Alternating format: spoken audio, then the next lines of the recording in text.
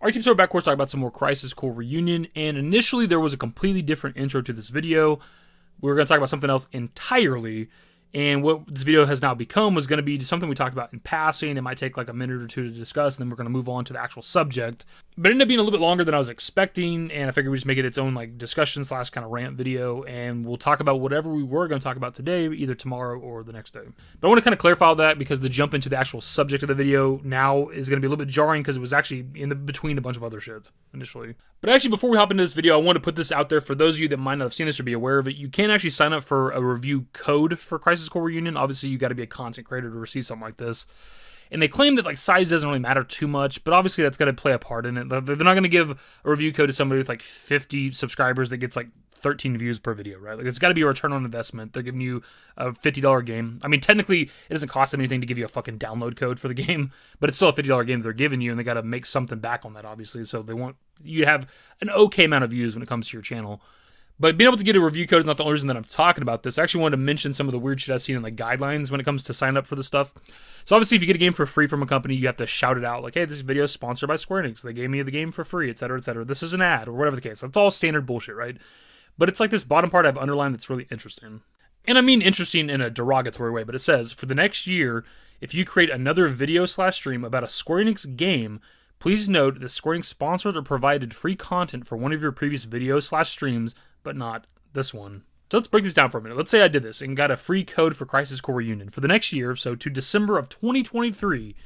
Anytime I did any video about any Square Enix game, I'm required by these guidelines and apparently the law, because they threaten legal action here, to shout out that they gave me a code for Crisis Core Reunion. So if I just use myself as an example here, I'm a channel that does pretty much exclusively Square Enix content. That means all throughout 2023, if I did a video on OG FF7, Remake, Rebirth, Crisis Core Reunion, Final Fantasy 16, if I venture into the fucking Nier series or maybe the Dragon Quest of videos, I would then have to mention that they gave me a code at some point for Crisis Core Reunion.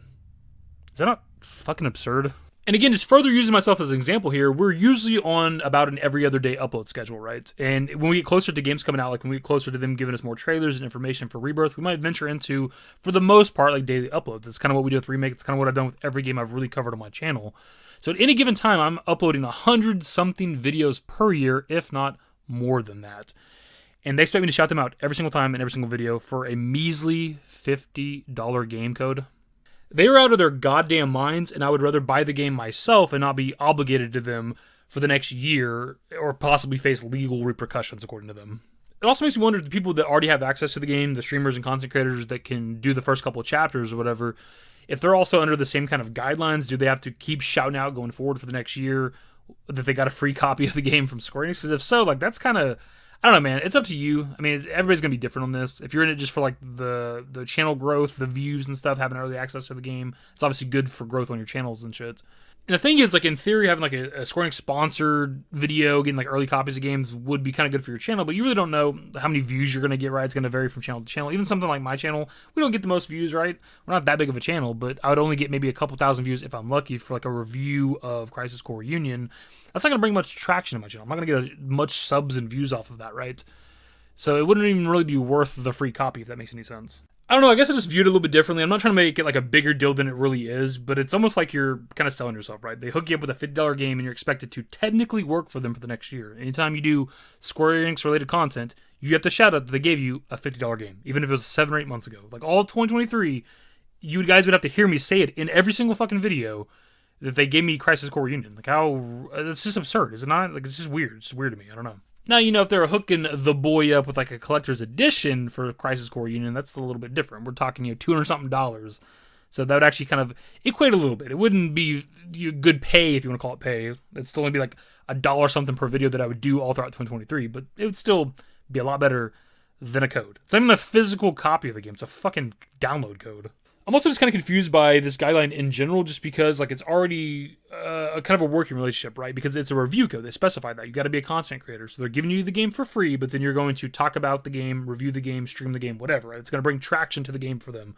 So again, it's a working relationship. You guys are helping each other. So what is the point of this guideline to have to like shout them out for a year? Is it meant to like garner good PR for them or some shit? That like you got to continuously remind people, hey, Square Enix hooked me up with a game for free. They're pretty cool guys or something. Like, is that the point? Because I don't understand. Because I've been offered, you know, review copies of games and stuff before or been offered like sponsorships for games and stuff like that, and they've never had this like clause in it. Like this is a strictly Square Enix thing. And maybe it's normal for Square Enix, and maybe across the business a bit it's kind of normal. I don't know exactly, but I've just personally never seen it.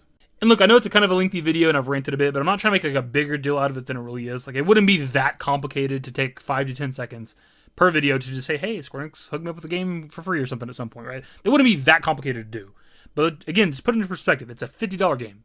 So, and you're technically working for them. So, would you have somebody hand you $50 and you work for them for a year? Of course not. It's ridiculous. To be honest, I think there's a couple ways they could have done this and made it a little bit better where I wouldn't even be making this video. Like, for one, if it was like, anytime you do anything Crisis Core related, you gotta shout it out. Like, if you stream Crisis Core Reunion or make videos about Crisis Core Reunion, then you gotta like shout out, hey, they gave me the game for free. That makes sense to me. That's perfectly fine. And a little bit more broader of an idea is if you do anything FF7 related, right? If you want to talk about FF7 Original, Remake, Rebirth, or Crisis Core / Crisis Core Reunion, you got to shout out, hey, they gave me Crisis Core Reunion for free. Like, I'd honestly maybe be fine with that as well. But the fact that it's any Square Enix thing, I don't know, man. It's just weird to me. I think it's where we're going to start wrapping up the video, my dudes. It's a little bit ranty. It's not as bad as like my old rant videos, because in my older rant videos a couple years back, David would have been, cursing the mic a lot more, maybe a little more higher volume talking, cursing the gods in the sky, or, fucking Minerva in the planet, whatever. And I want to be perfectly clear here towards the end of the video. I'm not telling anybody not to do this. I'm saying for me, it just doesn't seem worth it. I don't want to be myself beholden to Square Enix for the next year of my life, right? If you're a smaller content creator, there's nothing wrong with doing this, right? Because this might put some eyes on you. Because you might get a review code and you get to review the game. Maybe you get a couple thousand views if you're a smaller channel. And that gives you a couple hundred more subs, maybe a couple thousand more subs. And that your shit just kicks off from there, right? You blow up, you become one of like the more talked about and discussed like FF7 content creators out there. Like, it's a possibility, right? Everything can happen. So I'm not telling anybody not to do this. Even if you're a big content creator, I'm not telling you not to do this. It's just, for me, just doesn't really seem worth it. But my dudes, that's going to be pretty much the video. So, of course, I want to know your thoughts on this topic. Whether you are a content creator or not, whether you make videos, you stream, whatever the case, maybe you're just a viewer. What are your thoughts on this, like, expectation from Square Enix for you to, like, shout them out for the next year at any point that you talk about anything Square Enix games related? That is indeed going to be the video. Subscribe to the channel if you guys are new. Social networks in the description below. Follow me on Twitter, @DashingdavidYT. That's it. Bye. Used to care what people thought, but now I care more, and nobody out here's got it figured out. So therefore, I've lost all hope of a happy ending, depending on whether or not it's worth it. So insecure, no one's perfect. We spend it with no shame. We blow that like Coltrane. We in here like Logain, or leave it like Cobain.